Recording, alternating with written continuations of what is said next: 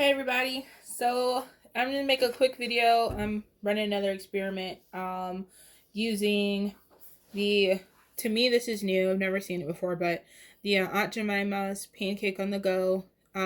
Essentially what it is just a cup with your pancake batter contents in there, and you add water to it, or you can add dairy milk, or you can add alternative milk like almond, oat milk, or cashew milk, or another non-dairy milk if you should choose, to the mixture.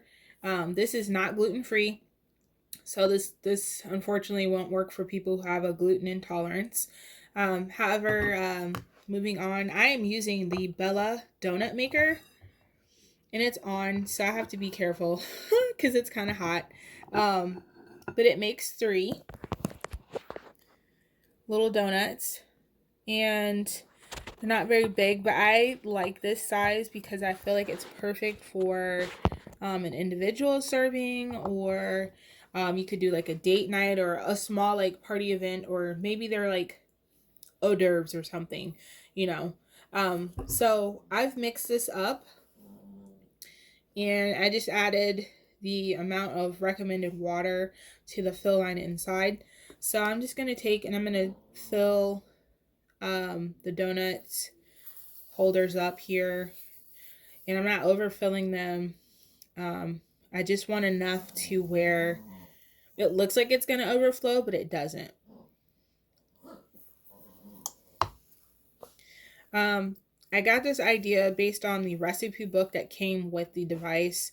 The recipe book had some in there that the mixture resembled pancake batter. At least how I make my pancake batter. So that's when I was at the store today and I saw this. It was like 99 cents for this little thing here. So that was kind of cool.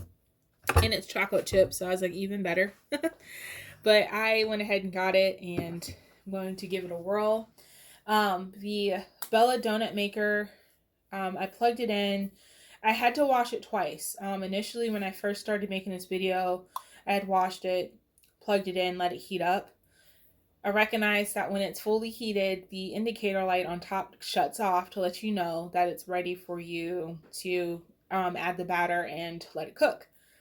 However, before I did that, I had a really strange smell that was stronger than normal, which was from the new unit here getting hot. I've used many waffle makers before, washed them, plugged them in, and I haven't had the issue with the smell. So I stopped and went and washed it again, and then plugged it back in. And I let it heat back up, and there's no odor now. So I'm assuming whatever finish that was on there originally is now gone for good. I just thought it was strange because the first time I washed it, I used dish detergent, you know, all the stuff that you'd use to wash dishes, and thought I got it. So that's a little tip. You might have to wash it twice, because whatever was on there, I don't want it in my food. So I'm assuming these donuts are almost done. I'm just going to peek.